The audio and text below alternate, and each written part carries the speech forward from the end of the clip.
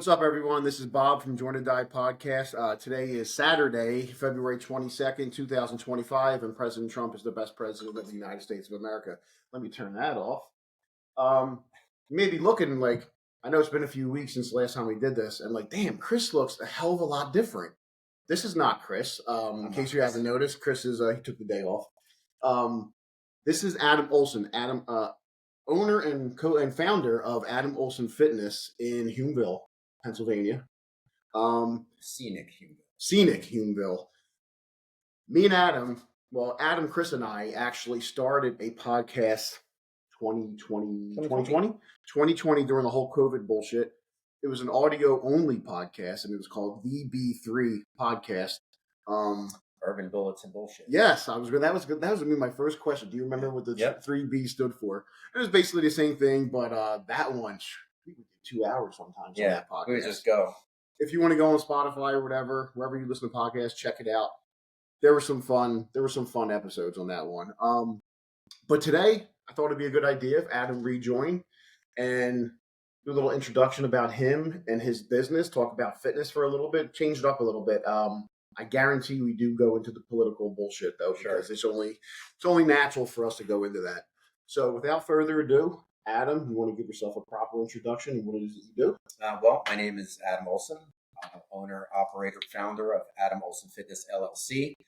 We've been in our current location going into 10 years. I've been personal training people legitimately, I guess, for about 12 years with a certification, but I've been helping people with fitness for as long as I can remember. I've been doing martial arts, started dabbling with martial arts when I was 4, got really serious with martial arts when I was about 10. And then as an adjunct to martial arts, you start working out. Bruce Lee was, a big, role model of mine, along with the Teenage Mutant Ninja Turtles. So I decided to just go full force martial arts and fitness and bodybuilding. And then when I was about 18, I got really serious with bodybuilding. I don't know if you guys remember this. I'm showing my age a little bit, but the Bill Phillips EAS challenge was a big thing back then. So EAS is experimental and applied sciences or supplements. So that company eventually changed hands, but Bill Phillips launched a nationwide campaign to basically see who could buy all his supplements, stick to a certain protocol, lose the most weight, blah, blah, blah. So I did that when I was 18. I finished. They sent me a little medal and a certificate because after it was 12 weeks, you had to show all of this receipts that you bought only their supplements and blah, blah, blah. Yeah. I mean, you could have cheated your way, whatever, but eventually basically the top 10 people got selected, and then they did a whole thing on that. You could win a Lamborghini. He ended up just giving them all Corvettes and $100,000 and made them no Lambo. No Lambo. He sold the Lambo to give them all Corvettes. So I did all that stuff. I went to college at Temple, and then eventually I'm a college dropout. Went to pursue all types of other endeavors. I've done things with music. I've done things with fitness. I've done things with film. Done things with roofing, siding, gutters, downspouts. You still do that or no? A little bit, dabble a little bit with that. I have a consulting business that works hand in hand with Guardian Roofing and Siding Company. So storm damage repair, stuff like that. But mostly most of my passion and what I'm focused on now is fitness and moving into longevity sciences over the last 3 years and bringing on all of this new stuff, therapeutics and that type of thing. So when I first met Adam, it was during 2020, it was during COVID. A lot of the fitness gyms around here and all over the country were locked down or having these ridiculous rules. In order for you to work out, you have to wear this mask the whole time you're in there. People are running for miles on a treadmill, lifting, doing whatever they're doing, wearing this mask. And passing out, getting pleurisy, all kinds of things. Yeah. So a friend of mine had mentioned your gym and said, listen, it's optional. You can wear it if you want. Nobody busts your chops. Mm-hmm. And that's when I started coming here. That's when I met Adam. We got to talking, and your gym was a lot different then. You had a lot more older, not a lot, but older equipment, and not ancient equipment. Sure. But just older. When I just walked in now to come here to do this, it's completely different. And I only saw his new half that he didn't even have before. Before it was just that one big garage type area. Right. Now he's got, what is the square foot here? Do you know? This area here, the studio space is probably 2,800, and then the main facility is about 4,000. Yeah, So, yeah. we're 7,000 in total. But I loved it when I came in and I saw that equipment. I was like, "Oh, this is like an old school blood, sweat, and tears." gym. Yeah. It wasn't crazy packed all the time. He runs these great classes that everybody I've seen your business grow just from that time, Thank you. and how many people you have in your classes, which is pretty it's pretty amazing. And I love seeing that. I love seeing people who, because this is a tough business to get into. That's terrible. There's a lot of competition out there, especially in this area. Like if you go somewhere else, like Maine, because I've done roofing and siding all over the country in different parts on the eastern seaboard, and Maine is like nothing. Like when I went there was one 24/7 like key card access gym in like the whole town that I was in. And I was like, okay, nothing else. I was like, this would be a steal. Like if you opened up like a serious fitness facility out there, because there's nothing else to do. But like in our area where we're located here, I mean, like literally around the corner, you got every kind of major chain, and then you've got so many private gyms, and then you've got CrossFit, and everything is so. What do you feel is more? What do you feel is more competition? The other gyms, kind of like you, like a single like family owned type LLC gym, or these box gyms? Like, what's like the biggest competition? What's harder to break through? Because I'm sure there's people, because I was still a member of the gym that I was at when I was coming here. I was just paying 2 fees, 2 membership fees. So the thing is you weren't really coming for classes. No, I was coming doing my own thing. Right. So the open gym. We offer the open gym membership, but I don't really feel like that's my moneymaker, because big corporate gyms, have me beat. They have more square footage, more equipment, big locker rooms, et cetera, et cetera, et cetera.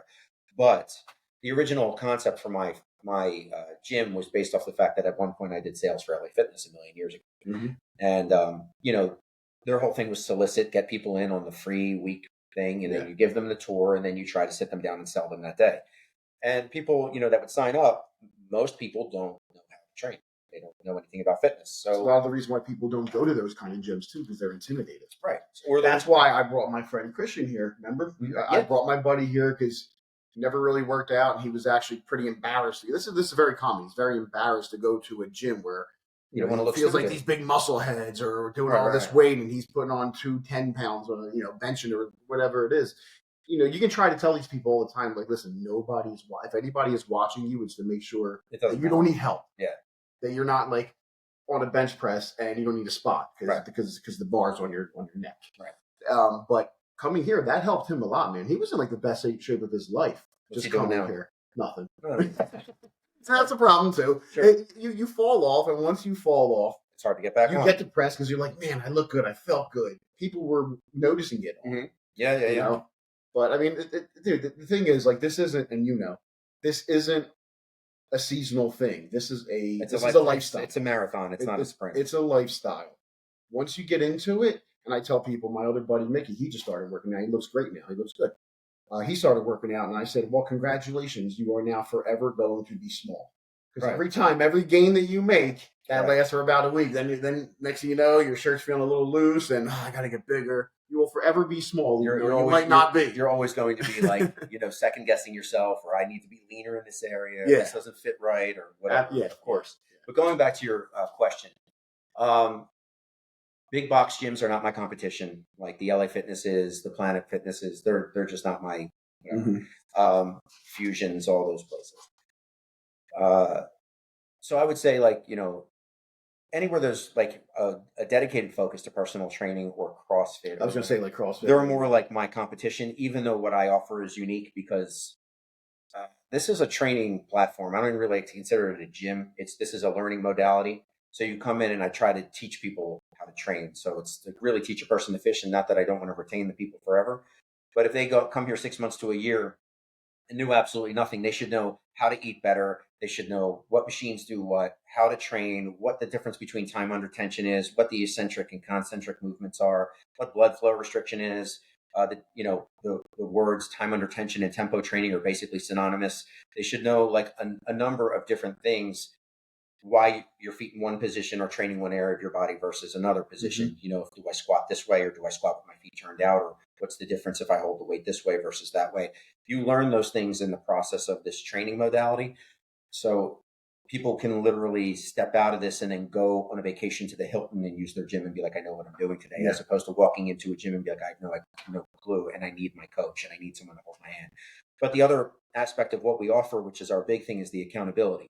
It's like you're having, when you start to fall off, having someone be like, hey, I haven't seen you in 2 weeks. Like, where are you? What's going on? And then having someone try to reel you back in so you don't fall off for a year and a half, 2 years, and then just become what you were prior to your first day in the gym. I mean, just a week off is a pain in the ass. Oh, sure. Especially if it's cardio, dude. Yeah, like you lose cardio gains like so fast. And isn't that, and I think a lot of people might have an issue with that too, because you might take a week off. Maybe you're injured. Maybe you're just tired. Maybe you're busy, but you take that week off. And before you take that week off, you've gotten to a certain level that it took you so long to get to. That week off, you go back and you're not at that level. It took you so long to get there. You drop off like that, and now you got to fight a little bit more just to get back. Yep. And it doesn't get any easier as you get older. No. I mean, my God. No. You accumulate the injuries. If you miss something, or even in just regular life, you could slip on ice and like pull something, and then it's like you have to take time off, and then you got to rebuild that back and whatever. And just that recovery gets harder. And this is where, the longevity aspect of what I'm doing now is more important, like the therapeutics, the recovery, the diet, all of the things like, we talked about BB3, so like bourbon bullets and bullshit. But, for me, like when you talk about alcohol and because of bourbon, the just excluding alcohol from your life in any way, shape, or form. I mean, it's like the research and data on alcohol is so terrible. Like, you're just doing yourself a massive disservice. And as you get older, you feel those things more. Yeah. You go from like wanting to party to barely wanting to go out once a week to like, I don't really want to have this drink because 2 drinks in and I'm feeling like shit. So all of that stuff is stuff that you feel more as you go. So it's helpful to have a community of people that's really like, hey, you really need to get back in here and do the thing. Let's, stay focused on having a better health span for your. No, that's good. That's good too, because it's not just you; it's other members of the gym, right? We have your family, basically. We have our private group on Facebook. Yeah. So I'll call people out on there. I'll be like, "Yo, dude," and like everyone will start like laughing or liking the post or like calling them out too, and we give everyone step goals, and we just to make sure that they have something specific for themselves. I see that when you post the step goals every day, like where you're at on your on the watch. Where the hell do you walk to? Because the amount of steps that you get in a day, dude, it's retarded. That's my life. Jesus Christ. My dog gets walked a lot. But on top of that, like I'm very active, and now like I don't post this a lot. There's a lot of things that I do in my life that I don't post on social media, which I'm terrible at. So I'm going to start doing that. But like I do a lot of mitt work, like a ton of mitt work. So my hands are moving a lot. Especially in the early morning. Like by the time I'm done my first client in the morning, I'm at 5,000-6,000 steps. I mean, when you're doing mitt work too, you're not just standing there; you're constantly moving around. Too. Right, I'm moving, and then my hands. And you don't realize the steps you're getting in that time. Just those little movements. I'm assistant coach of my daughter's basketball team. Yeah. So on Tuesdays, usually when I get home from work, I'm around 8,000 steps or so. When I go to practice, I get home, I'm up to 12,000. Sure, easy 4,000. Oh, yeah. And I'm not running up and down the court with them, but just the movements that I'm doing with them. So I'm glad you're saying that, because like I get so many excuses from people that are like, oh, this step goal's too hard. I'm like, it's 6,000 steps. Like 6,000 steps is nothing. Right. But people that have desk jobs all day and their average is 2,500 because they go they get up, they do their morning routine, they go to the car, they drive to the office, they walk in, they sit. And you sit. And then they do the same thing. They go home, they have dinner and whatever, 3,000 steps maybe. Yeah. So you got to when you're in a situation like that. Now where I'm at now, I'm at a desk a lot, but I get up. I do move around a lot where I'm at. But when you're in situations like that, you have to make it a point. Like every hour, take 10, 15 minutes, 10 minutes if you can, walk around. Well, even like if you go by like the actual like OSHA requirements, let's say you get 2 15-minute breaks and a 30-minute break. Yeah. Go walk. Right. But like people don't do it. Yeah. I'm like, get up at your desk every hour, set an alarm, 5 minutes, stand in front of your desk if you have to answer the email and march in place. Yeah. Like it sounds stupid, but you need it. People who stand at their desk.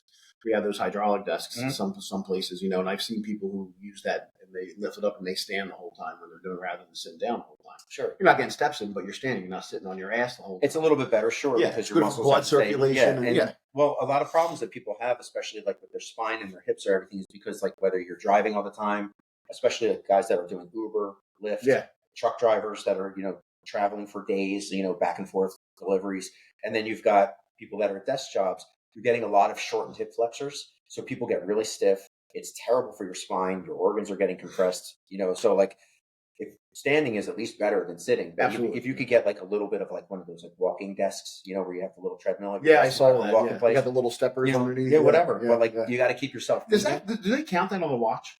No, the hand has to articulate. I was going to say, the hand would have, there have to be some kind. Now, what about people who don't move their hands? You ever see that episode of Seinfeld where that's actually, so I have some certifications in neurosciences for sports performance. It's actually like a neurological issue where people don't move their hands. And it's terrible for like your shoulders and your jaw. Most people don't.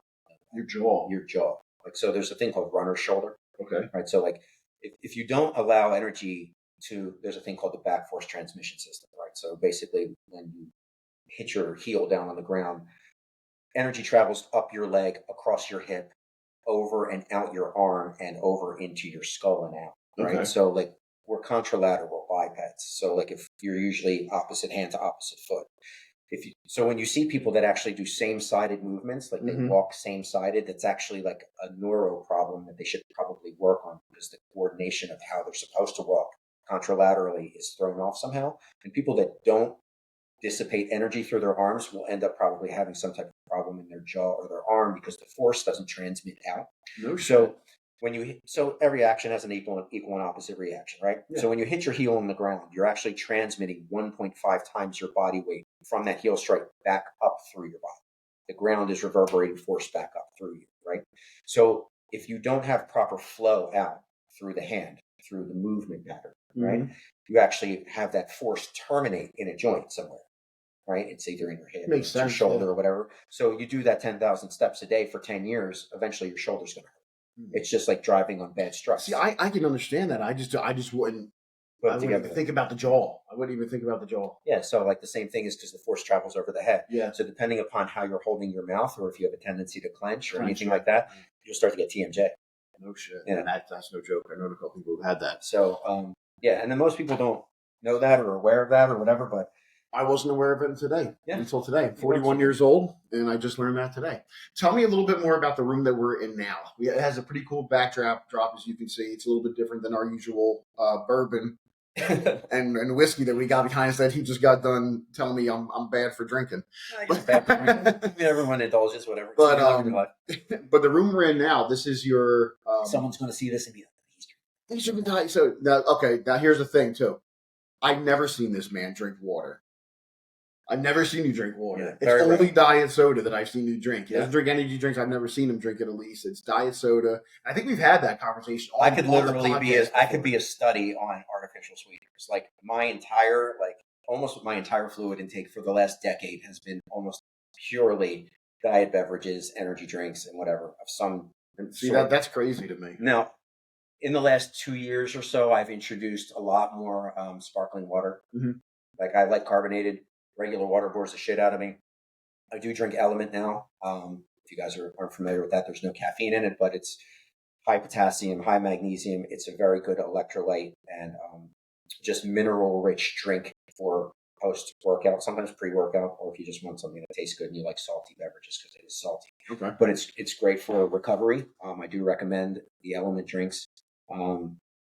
Ryan Humiston just did like a thing on them. He kind of he loves them, but he also kind of had tore into them a little bit. He's funny. I follow him. He started like doing his own testing on supplementation. I haven't seen that, but I've actually done some of his workouts. I'm a subscriber. I'm a subscriber. Swole. Yes, Swole. It's got some good stuff. My only thing about it is a lot of it's repetitive.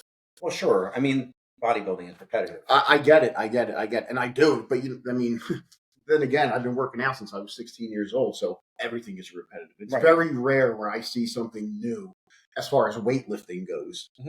There's only so many. Well, the human body can only you can only move so many. Yeah. But his workouts are great, man. I'm a huge fan. I love his YouTube page. He's freaking hilarious. Yeah, he's funny. He's funny as shit. Yeah. But I definitely would recommend people looking him up. He has a good approach. I like his approach. I mean, obviously, everyone's going to have little things you can nitpick or maybe not agree with all the way, and there's a lot to be said on how you feel things and how your body responds and blah blah blah blah blah. Can go on that ad infinitum. But I think he's a good contributor to the fitness space. Yeah, I in think his so own too. way. If you like his type of humor, some people probably can't tolerate the guy, but I mean, he's great. I think he's awesome. Yeah. I think he's awesome.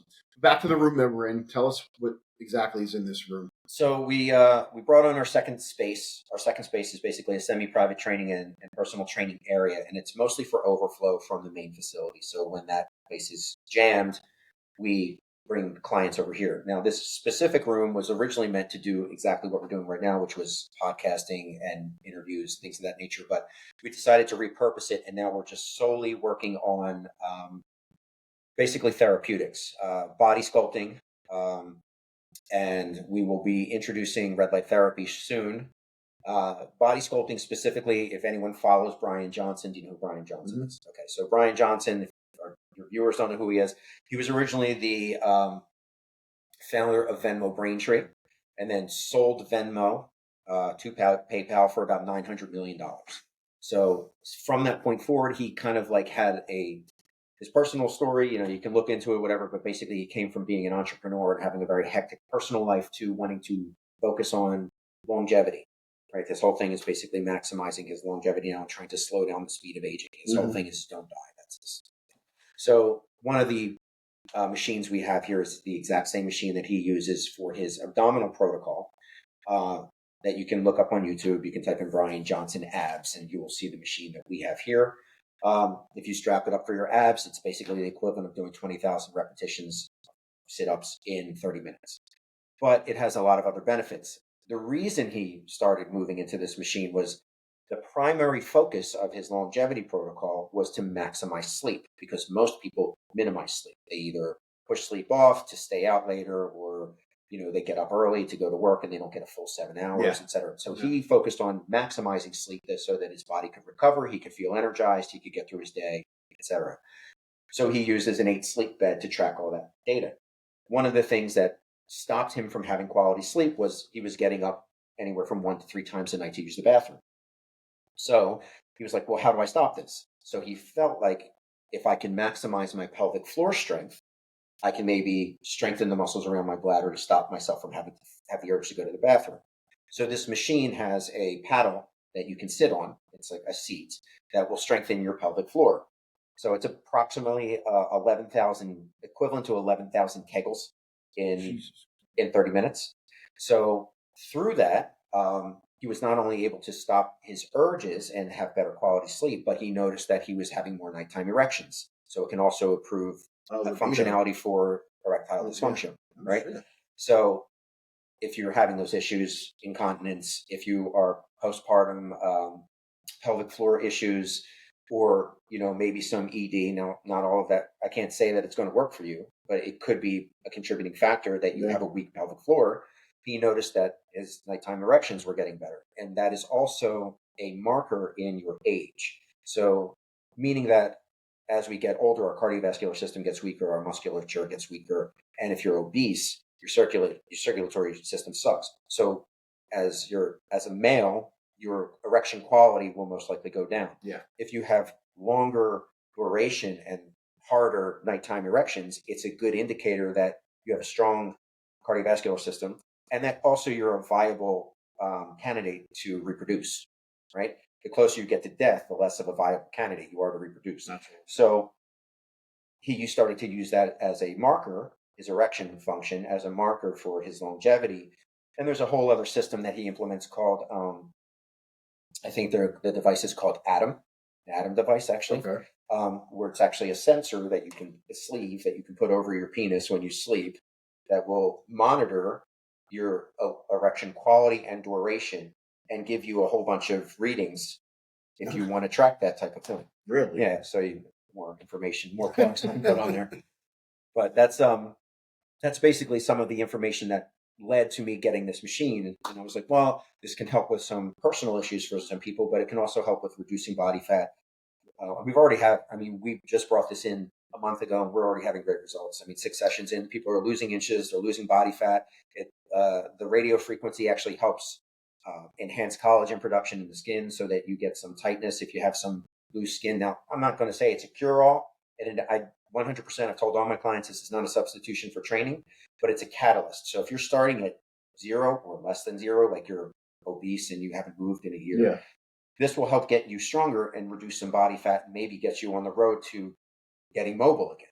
If you're already trained, this is just going to take you from one level to the next level, because no matter how good of a trainer I am, I can't make you do 20,000 crunches in 30 minutes. You're just not going to be able to do it. No. But the machine can put you through that many contractions in that period of time. And interestingly, the way it works is like you don't get the same kind of fatigue that you would or soreness that you would from working out. Well, that was going to be my question.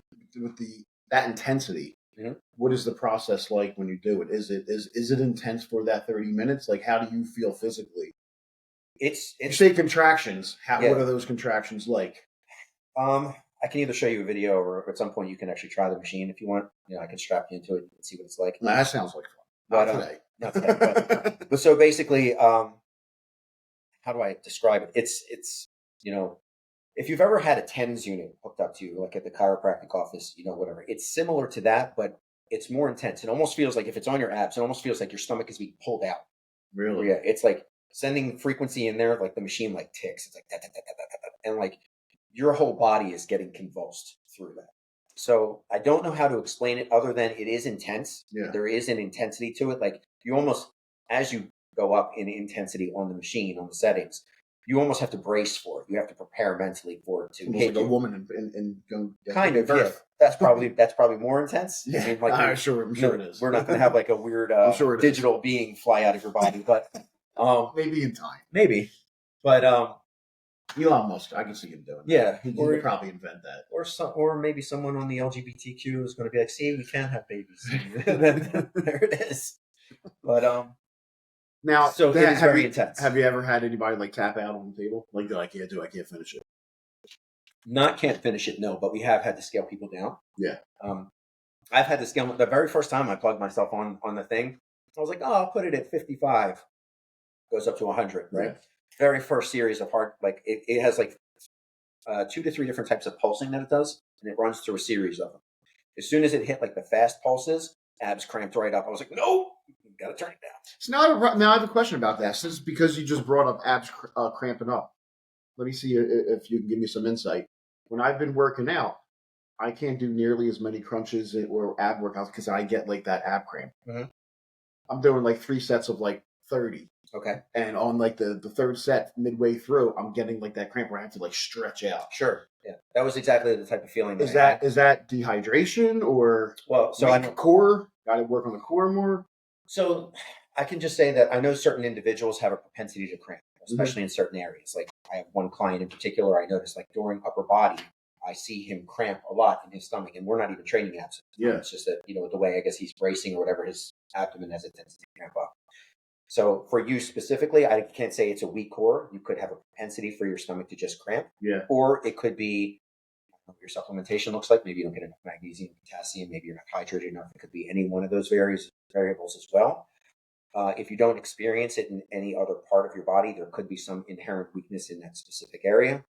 The only other place that you're not hydrated. The only other place that I would sometimes experience the cramping would sometimes be right here, like in the lat area. Right. Is that during a specific movement or just whenever you're training back? Or it's not even whenever. It's not whenever. It's just every now and then. And it's probably when I'm doing more intense workouts and I might be sweating more. That's when it leads me to believe that's a dehydration thing. It could be the same thing. Yeah. So like if you have a propensity to do that, I would maybe just kind of be more mindful of your fluid intake. I don't say water because clearly I don't take that much of it, but I do say fluid. Yeah. So just to make sure that there is some form of hydration coming into the body, and also, maybe be mindful of just you take a magnesium supplement. Yeah, I actually just started taking magnesium. I just maybe 3 weeks ago, maybe a month. Or again, not to give them shameless plugs or anything. I'm not sponsored by Element or anything. So, drink an Element. I mean, there is a good dose of magnesium and potassium in there. Both can contribute to helping you not cramp. Yeah. And then just make sure the fluid intake is there. Now, if you're drinking or intaking 1.5 gallons upwards to 2 gallons of fluid a day. I take about 1 gallon a day. Okay. Maybe increase it a little bit to add a half gallon in. I mean, you're a big guy. I mean, you're not small. So, I mean, maybe you need a little bit more. Maybe you have a propensity to cramp and you just need more fluid in there. I can't really say because this is our first time having that conversation. Yeah. I'm not monitoring your diet. And I'm veering off of the whole subject. That's okay. This is what we do. Hopefully there were some nuggets in there that someone got something out of. We're going to get into the fun stuff now. Let's get into it. How has business been? If you can compare, how was business? Well, I mean, you opened this place up in 2020? No, I opened the doors here January 4th, 2016. Okay, good. So you had 4 years experience in there. How did that COVID era affect you at all? Okay, so yes and no. So you mentioned roofing and siding, right? So during that time, during the COVID era, roofers and siders were considered necessary employment, right? It's whatever. But so like, it's kind of offensive when you say somebody's necessary and then somebody else. Of course it is. I mean, like, I think anyone that finds value in anything that somebody does for them is necessary. Yeah. But so we were necessary, and I wasn't buying. You know how I am. I go down the rabbit hole on everything. So like, as soon as I was seeing the worldometer on the deaths, I knew something was wrong. Especially because I've looked at like the level of response that we were having, how aberrant the response are, like, lockdowns and all this masking and all that. It was such an aberrant response in correlation to every other thing that we've experienced in the history of the last 100 years prior. Like, what was the big plague we had? Spanish flu. Right. From the Spanish flu, it was like the last major thing like that, whatever. I'm like, this is completely aberrant. Something's wrong. And like, we during 1776, they just came out of like some massive type of sickness or whatever. There was like some other type of illness at the time, but they just fought during this war. There was a severe illness at the time. And, if it was 1776 and we just created all this freedom, and then 2 years later, people are going to tell you got to lock down because of a sickness. I mean, people would have gotten killed. Yeah. Now we're like hundreds of years later, and they're saying like, oh, all these people are dying. It's a sickness. We got to lock down all this, whatever. I mean, the whole Constitution is built around being free and making your own personal decisions about your health and well-being. Now, people can argue all that back and forth, whatever. Going into your question, roofing and siding was very good to me personally. So that helped me kind of keep the gym going. Even though if I was like going to say like, cut my losses, I should have let the gym go. Yeah. But because Trump issued all of the stuff with the SBA, the EIDL loans and all that type of stuff, that allowed me to kind of float the business. Okay. So I was able to keep things going. The way I managed things in order to keep monthly recurring revenue was kind of smart. And I didn't completely close. Like, I shut the doors and cut off most of the classes because most of the people that were coming in, I didn't really know where they stood. And I was kind of trying to like play the midline of like, all right, stay home, whatever. I implemented Zoom right away. People that didn't have weights, I was like, listen, keep paying your monthly fee. We're going to go live once a day and do the class. If you didn't get a chance to do it, we'll send you the class. You can do it at home. And if you don't have weights, you can come in and you can borrow a certain number of weights for your home. Yeah. So that way it justified, keeping the payments coming in. And then for everyone else that wanted to come in, I'm like, listen, dude, I mean, the Constitution is the Constitution. You want to come in here and work out at the gym, I don't care. Come in and work out. It's at your own risk. That's what the world is about. Mm-hmm. So, and then that's how we met. Yep. So the gym itself, was it good to me? I don't want to say yes. It was because the SBA decisions that were done allowed me to continue to keep the gym without having like a massive detriment to my finances. Yeah. But roofing and siding was really good to me because all the insurance companies at the time that I was dealing with, because there were still hailstorms and wind and whatever, I was still doing all those claims. And most of those people, those adjusters, weren't coming out to do the inspections themselves on the roofs. So I was able to go up there and literally be on Zoom with them and be like, oh, can you just show me the damage on the camera? And I would turn the camera around and be like, here's the hail, here's the wind, here's the whatever. And they would write for the roof. So I was making really good money on roofing and siding and not having to deal with a lot of contesting and arguments and different people's opinions and whatever. They were just like, okay, we're going to pay for it, especially probably because a lot of homeowners didn't want to deal with the insurance company. It was probably a little bit easier to get payments through. Mm-hmm. So it was a good year for me in that regard. In terms of how things were run from that administration to the following administration. Well, that was my next question. Yeah. Inflation's through the roof. People cancel because they can't afford things. Yeah. I mean, it's much harder. Everything is up. Every kind of way. Like even my products I have to buy in are up. My payments are up. Electric is up. Everything is up. And you see where they're printing the money. You see where all that money's going. I mean, and now you've got Doge, doing all of these audits, which I think is great. Oh, it's phenomenal. Which is what should have been done, and this level of transparency should have been out there. But everyone, wants to be like, oh, Elon doesn't have whatever, which I think is ridiculous because the guy literally has like top level, top secret security clearance. They're saying he doesn't have, the right to know. Well, they don't have anything on him when they call him a Nazi. Once they resort to that, like that's all you have. Like that's beating the dead horse. Of course. When my thought process on, okay, people are going to argue for him because he's autistic and this is whatever in his gesture, and other people are going to be like, oh, he met with so and so from the Nazi German party or whatever. The guy's one of the richest people in the world, right? He's the smartest. He can literally his personal wealth is more than the gross domestic revenue or product of most countries. He could buy his own country if he wanted to. Mm-hmm. He could buy his own country and mass produce probably a bunch of AI that could go into cities and kill people if he wanted to. If he was really a Nazi and interested in purging the world, and as a creative genius, I'm sure he would have better things to do with his time than to sit here and be auditing our government to see how we can stop inflation. Well, he is making these fucking scary ass looking robots. Okay. When I see this shit, man, I'm not. But when I see that, whether it's Elon Musk or anybody, haven't you learned anything? Seen Terminator or iRobot? Like there were multiple movies that tell you better. You see the. I saw a video now. I don't know if this is how accurate this is, but I saw a video recently where it was a robot. It was like ripped. Oh, the one he looks like his name was on your body sculpting table for 6 months. There's one that they've produced that has all 206 bones of the human body and all the muscle fibers, the tons of articulation in the yep, hands, whatever. Yep. It's pretty impressive stuff. I mean, it still moves kind of like rigidly, but if you look at Boston Dynamics and like all, come on, man, this is the iPhone 1. Oh, sure, I know. 20 years from now. Bro, I think that they have stuff that they're just showing us the stuff that they can show us. You know what I mean? Like top secret stuff. AI scares the shit out of me. I might be what? I'm the Matrix. It's the Matrix now. High level robot, bro. Yeah, AI. So the stuff that they're calling AI now, I mean, it's out there. Most of the stuff that people are using though are just high functioning LLMs, language learning models. Yeah, AI is kind of just like a general, like an umbrella term now. Right.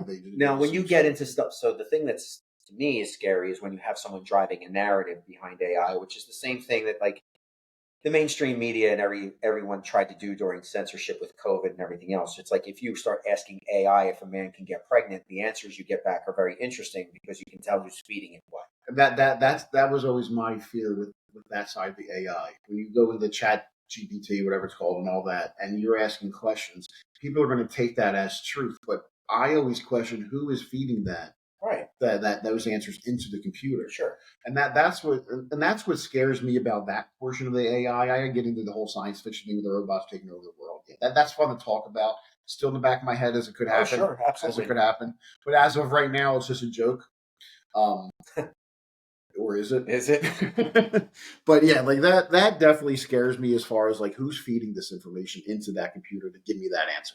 So the other thing that to lean into that a little bit when you talk about so that like Google has a lead clearly, right? So AI is being fed all of the information that's available to it or that they're allowing it to have availability of or access to.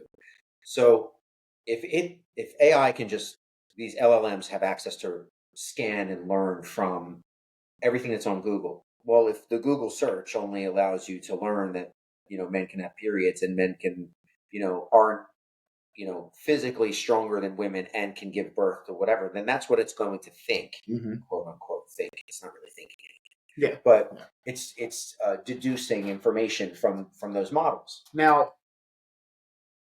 Google has its own AI. Google has one. Sure. You speak into Google AI, but now you have somebody else who, an Elon Musk type, let's just say, Has the other opinion. Has the other opinion. So now we're going, which AI do we believe? Sure. And really, that just puts us in the position that we're in now as far as the mainstream media Right. goes. You just have something that can process. Do you believe Fox News? Do you believe CNN? Do you believe the News Nation? Do you believe MSNBC? Who do you believe? And me personally, probably shortly after we started the DB3, I stopped watching mainstream media altogether. Me too. Same. And I get a lot of my news. Like I'll look at some through social media. I see something on Facebook, on Twitter, or X, whatever it is, on Instagram, whatever it is. I see something on there. It piques my interest, and now I go do my own research. Right. The problem is the access to our research, what we can actually access. Well, I use multiple servers, and I use multiple.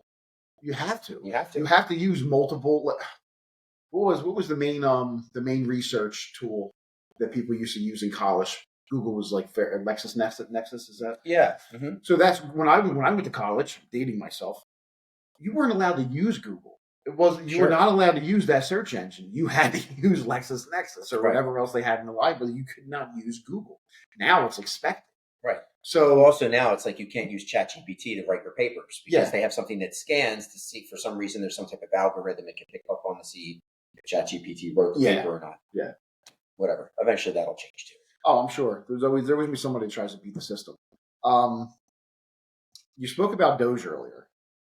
How do you feel now? You said that you love it, what they're doing right now. Mm-hmm. How do you feel? What are your thoughts? First of all, I think it's hilarious that we have politicians out there who are saying no to this, screaming at this. Bill Clinton did this, tried to do this. Mm-hmm. Obama talked about doing something like this. Biden didn't know where the hell he was for 4 years. But Obama was talking about cutting down the fats, trimming it down, and eliminating waste. So Clinton, I think Clinton got rid of, was it 377? I forget exactly what the number was. Clinton, I think, was the first time we actually didn't have a national deficit. Mm-hmm. So he was very good at managing money in terms of like the country's budget. Where things went and how they went there. I mean, we don't ever see that. And this is the first time we're seeing it. And the people that obviously are getting the kickbacks are screaming about it. And you know that they are. I mean, well, here's my thing. If you are a congressman or congresswoman, mm-hmm. and you make, I don't know, what's the most they make? Maybe $230,000 a year. Yeah, somewhere between 175 and 250. 250. Let's say $250,000 a year. There's no reason. I don't care how long you've been in it, that you should be worth $81 million. Yeah, well, so it's funny because like I've seen a bunch of financial planners and institutions comment on a lot of these posts, and they're like, "You never see this. This is like a golden goose." Mm-hmm. If you see someone that has a $200 million net worth and they make $175,000 a year, it's nearly impossible. Mm-hmm. So the fact that you're seeing multiple people in these positions of power that have this type of net worth, I mean, you know something is going on there. Yeah, Googling. I'm going to see what AOC's net worth is, because she's been in Congress for 4 years now. They're not okay. This Alexandria Ocasio-Cortez does not have a net worth. That's from her website. Sure, everyone has a. She's priceless. Everyone has a net. Right. All right, but I just want to. Oh, okay. What's this? Claim is false. Okay, that's a claim that she was worth $29 million. I think that's too high. If I was to put a price on AOC, she's only been in there for 4 years. Just look up Nancy Pelosi. Oh, Nancy Pelosi is on a whole nother level. Right, but she's been in for how many years now? Forever many. Nancy Pelosi's net worth. What is that? Has an estimated net worth of $240 million as of late July. This is August 15th, 2024. Okay, and what is her salary? She's probably at the she would be at the top. Somewhere between 175 and 200,000 easy. Yeah. Let's see. Nancy Pelosi's salary. She's only $174,000 per year. 174,000. Same article from Investopedia, August 15th, 2024. She earns $174,000 a year, and she is worth $240 million. It's impossible. That's ridiculous. Right. And so the minute that any politician, I don't give a shit if it's Mitch McConnell, because he's horrible too. I don't care if it's a Republican or a Democrat. If you're coming out trying to stop this, red flags should be going out. Yep. You may hate Elon Musk and you may hate Donald Trump. Yep. You loved Elon before he started, before he was on the side of Donald Trump. You loved him when he was all making the electric cars that everyone loves. Everybody loved him. But once you see a politician making and worth that kind of money, and all they're supposed to do is a senator or rep, whatever they are, making $174,000 a year, that should piss you off. And when they're coming out with these reports saying this is how much, $55 billion already, 17 days, whatever it was, that we've saved. Cutting how much contracts. More, how much more is there? I mean, we're running fucking tests on like getting like monkeys high and seeing what happens when they procreate. Right. Like, it's ridiculous. The kind transgender of money. Experiments on animals and all kinds of stuff. I mean, transgender. I think it was a transgender opera or something to Ireland, and all kinds of like LGBT. Yeah. This is like the USAID, not USAID. USAID. They're trying to trick people. Right. Democrats, they say USAID. Nobody's ever said USAID. It's not USAID. It's USAID. They want to make it out the same. Oh, they're cutting aid. They're not cutting aid. They're cutting bullshit spending. Yep. Just going to bullshit areas. Why are they not paying it for themselves? Right. Or why isn't it going to like North Carolina? Not North Carolina. California just had a lot of fires. Yeah, I mean, come on, Hawaii. Still. I don't think they even fixed New Orleans from when it was trashed. What, 2016? No. Why they took in all this money? I'm loving this Doge. I know they're talking about these checks now. They want to get out to people. The 20% of it can go to people. 20% right. Pay off roughly $5,000. And the rest of the 60% is basically going to go. So they had. How did Stephen Miller? I didn't read the whole thing, but Stephen I know Miller explained 20% was definitely 20 to us, 20 to the debt, and then the 60% is basically going to be carried over to the next. So they have extra money to spend. Here's my thing with that. If that 20% is going, how's it going out? I'm guessing it's going to go out based on class. Like if you're making or economic class. I'm guessing if you're making, let's say you're a married couple and you make less than $150,000 a year, you're going to get a check. I'm guessing it's going to, because you can't send it out to every taxpayer. Can't. No. You're going to get a check for like $17. But what are we talking about here? How much money did they save? Well, I don't know. I'm just going off the $55 billion they have now, but they're not done. That's the thing. Sure. That's the thing. Well, they're not. I think I heard something about $6 trillion that they could possibly save. So what? There's 300. That's $6 trillion. There's about 150 million or so taxpayers in the country.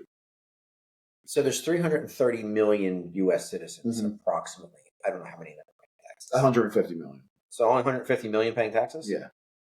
Well, you got to think. Out of the 330, a lot of people are young. I guess they're young. They're unemployed. Whatever the case is, they're homeless.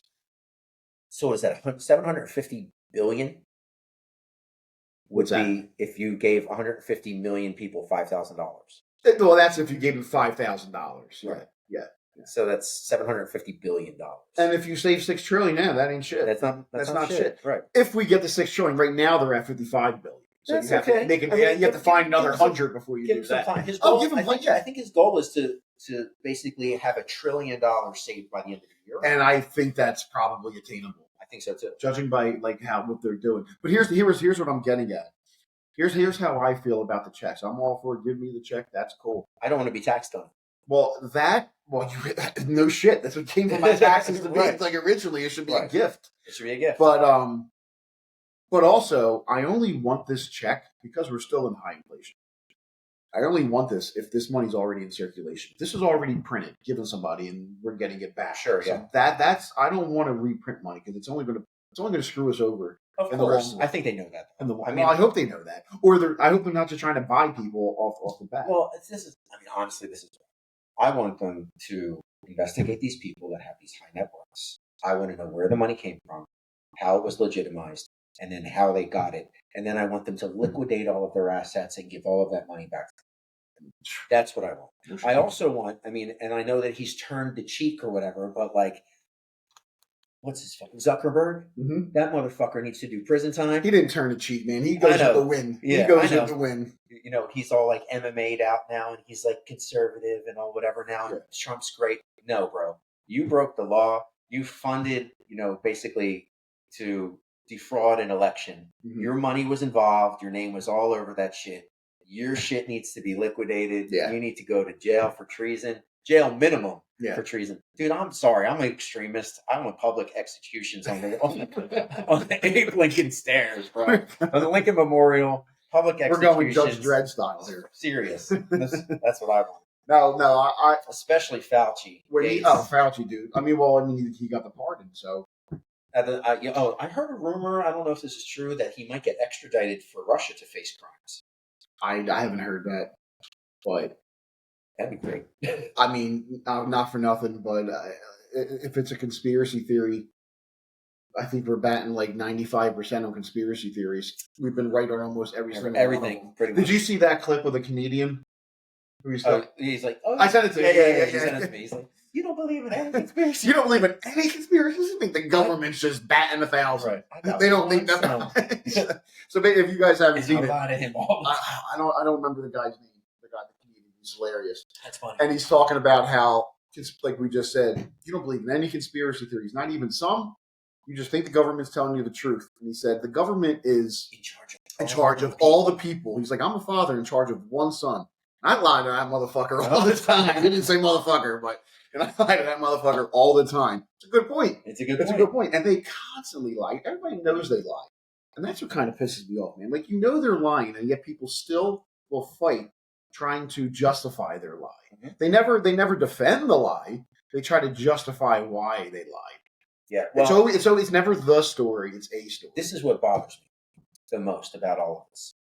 This is the stuff that's coming out now is shit you and I talked about 4 or 5 years ago. Yeah. Right? If I'm at home, some monkey on a computer, that I'm able to be like, and like spend 4 ounces of brain power to figure out this shit. You're telling me your Central Intelligence Agency didn't know that this was happening at the time? Dude, they know. Rand Paul has been talking about it for years. I know. We've spoken about Rand Paul. This guy has been bringing to the stage all the wasteful spending on stupid tests and stupid reports and all the shit that they do in name of science. It's just wasteful spending. For years now, he has been bringing charts showing it, how much money goes to this. Just fell on deaf ears. But now we finally have a president and then with Elon Musk, who is actually listening to that. Rand Paul's probably happy as shit. He's probably the happiest one in Congress. Probably. He's like, finally, we're cutting this bullshit. Probably. Yeah. I would agree. But I mean, I'm specifically speaking towards like COVID, mm-hmm. the lab. We were talking about that from the beginning. From the beginning. The get. So, like, to me, it's like, oh, well, we're right now, 5 years later, and like, you've still got like people out there that are just like, maybe COVID, and now there's studies coming out that people that supposedly experienced long COVID mm-hmm. are actually vaccine injured. So now they have. I just read an article somebody sent to me the other day from Yale study about a condition, vaccinated condition. And I can't remember what it's called. I don't want to waste time trying to bring it up. But it's a vaccine injury. Mm-hmm. It's a vaccine injury. Sure. And this is shit that we were talking about back then. This is why none of us were vaccinated. We were purebloods, and we were not going to do it. Some of us are willing to risk our jobs over it. Yep. Because, and I love it when people say like we're conspiracy and they call us Trumpers. Trump is the reason why that vaccine was warp speed. It was right. Like his. So just because he did that, I wasn't going to go jab myself with something that he calls himself the father of the vaccine, and like so I have to put myself when I think about that stuff, and people are like, "Oh, well, Trump made that vaccine and whatever." First of all, Trump didn't make shit. Yeah. Trump being the guy who's a business guy and wants to do everything the greatest and the fastest and the best. Yeah. This is the only way I can justify why we have 5G phone towers. Because my phone service ain't any fucking faster. Right. I have a 5G tower right over here and my shit drops service all the time. Yeah, it's really hot. And it's the same company. So I know it's not, whatever. The thing about like the person that you're talking about, Trump, he's a little bit of a narcissist and an egomaniac. Sure, I get that. Oh, he's Trump level narcissist. Yeah, of course. So when you've got someone who's like, we're going to do it the best, the fastest, whatever. Meanwhile, the vaccines are already fucking created because that shit's been just waiting in limbo for a year mm-hmm. because they were like, we're going to release this virus, whatever. Mm-hmm. And then they knew it was coming. You had people like Fauci trying to get Trump on board with Moderna, who he was already partnered with Bill Gates, basically being, look at our technology. It's very easy to sway somebody who wants to get the country back online and be like, hey, give us our funding because we can do it, because here's our whatever, and here's our little media report about how great our vaccine is. And he's like, okay, let's do it because I want to get the country back on board. You can't fault him. He's in an election year too. Right. So he wants the country to do the best and have the best and be the best and be the fastest. And that's his deal. It's always been his deal. We're so great and everything's so wonderful and it was so big. You just listen to how he talks. And you're like, okay, this guy wants everything to be wonderful and splendid and fantastic.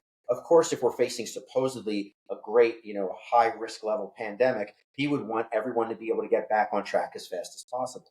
So that justifies his. If you're a human, you should. That justifies his want to spend however much money to warp speed the vaccine, whatever. So now he doesn't really talk about it at all. No. Well, the one thing I will give him credit for, I was not a fan of Operation Warp Speed from the beginning. Sure. Was never a fan. I don't care if it was under that operation. If it was from him or not. I don't care if it was from him or not. I wasn't taking that vaccine anyway. Why the fuck would you put something that has no long-term studies? You have no idea what the fuck you're getting stuck in your body. And I've tried to approach this many different ways with people. The most intimate thing you can do is allow someone to stick something in your fucking body that can irrevocably change the future of your being. Yeah. Whether you're dead, injured, retarded, or whatever. I mean, if you were to take that same statement and turn it into rape, it's literally like you're allowing a person to do something to you that you have no idea what's going to happen. It's the same fucking thing. That's a very intimate thing where you're like, yeah, do this thing to me. Yeah. And now you're fucked forever, or you're dead, or someone you care about is dead because everyone was like, you got to get this, whatever. I mean, people can do whatever they want with their bodies. It's cool. You do whatever you want. And that's what he said from the beginning. That's fine. If you want to get it, that's fine. But he never forced it. No. And that's what I was getting at. To his credit, he was never for mandates. Right. Never for mandates. And even after he lost the election, when he came back, he was still not for mandates. He wanted to get rid of mandates. He's doing it now. He's trying to give back all the military members back their jobs with back pay, who were forced to resign because they did not want to get the vaccine. Yeah, get the jab. And I don't like calling it a vaccine because it's not a vaccine. It's not. It's a gene. It's a gene therapy. Yeah, it's not. It's not a vaccine. But whatever. That's years ago. It's been a while since we spoke about that. It's still going on. Here's the thing. It's still going on, but this is my real gripe with it right now, and then we can move on from this topic if you want. You still can walk into a CVS pharmacy and hear that shit being blasted over the intercom, get your COVID-19 vaccine. Motherfucker, they already know. Some states have it listed as a biological weapon. Why is it still in circulation, and why haven't they pulled it? Well, we were saying years ago when this whole thing started that COVID's here to stay. It's the new flu. I understand that, but the vaccine, they know doesn't work. It has no efficacy. They knew that before. Why are you allowing something that you knew in the Pfizer trials? It's literally in the documents. You can read it yourself. Killed 1,500 some people. It was never a viable solution to this thing. COVID, whatever. It's never a viable solution, one. And two, it's causing injury. It's causing myocarditis. It's causing death. It's causing thrombosis, thrombocytopenia, blood clots, et cetera, autism, and whatever else. Yeah. Epstein-Barr. And the level of people that are vaccinated, soon to be mothers, the miscarriage rate is through the roof. It's causing fertility issues, all kinds of problems. And you're allowing it to perpetuate. And here's the thing too. Now this is a good transition. It wasn't in the plan. This is what we do. RFK,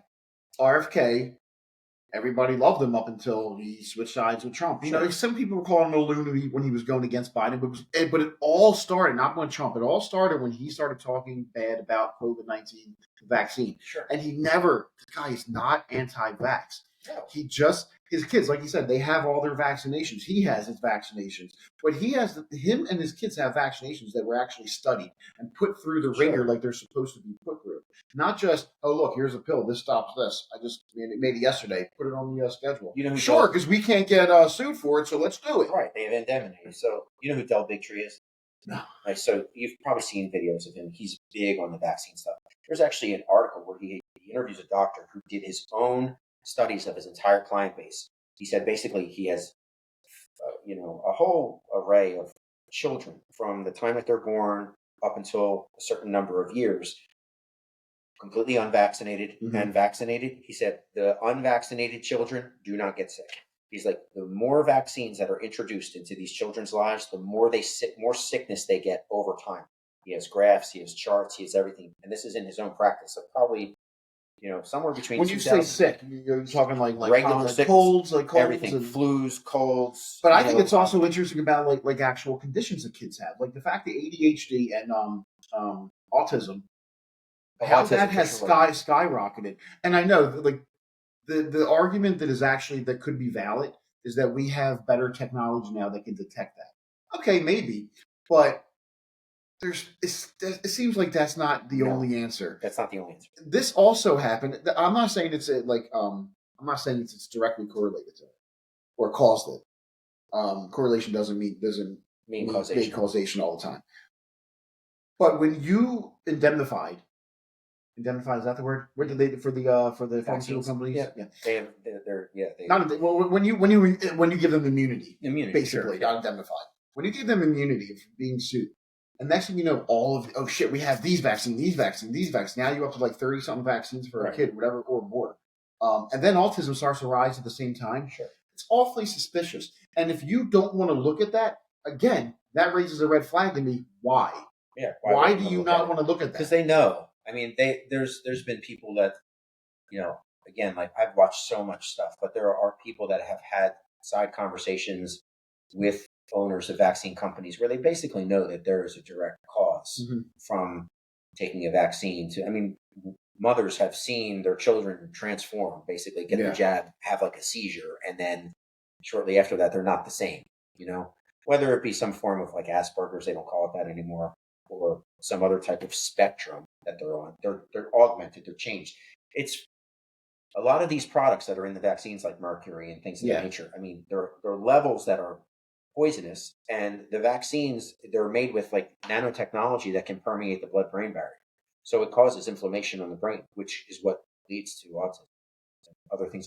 Plus, like, why are we giving vaccines to babies? I mean, this is one of the major things that I don't really understand about it. And I'm not a virologist, so whatever. But when you're born, your immune system really isn't formed. Like, you can't seroconvert. You can't create antibodies yet off of being inoculated from something. Not till at least 6 months or a year. So why are you jabbing the kid that has no real protection, no real immune system yet, with something that it can't really utilize to defend itself yet? Yeah. It doesn't make sense. Like, you don't have the ability to convert and make antibodies in the same way that you would 6 months to a year. You're just brand new. It's like, it's almost like that you're defenseless. Yeah. Let's slip it under before some defenses are there. And if my plan was to make a lot of money and depopulate the world at the same time, I would do that, especially when you have a population that gets dumber and dumber or more reliant. If you have a whole population of autistic people, it's really easy to jab them with stuff. Well, I wouldn't say that necessarily, because you might get, you have people who are on the spectrum of a very high level, like Elon Musk. Sure. Right. So, but I don't know if that's... Yeah, I don't know. But you got anything else?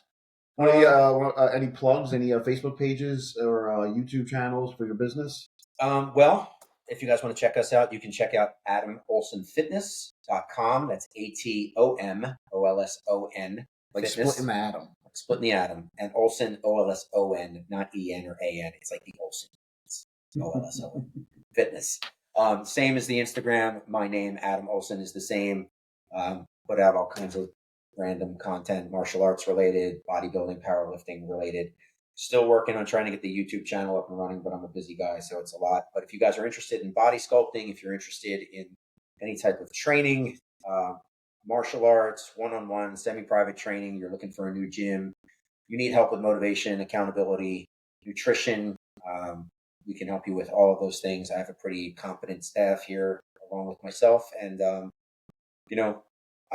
the same, if you resonate with a lot of the thinking and thought process that you see here, a lot of that same type of thought process goes into my training and modalities about helping you with fitness and longevity. So if you need anything, feel free to reach out.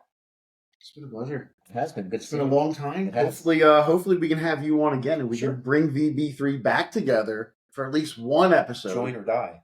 Join or die. Now it'll be join or die. It will. D3 joins or or dies. And hopefully we can do that in the future. That sounds good. Until then, I'll see you guys next time I see you.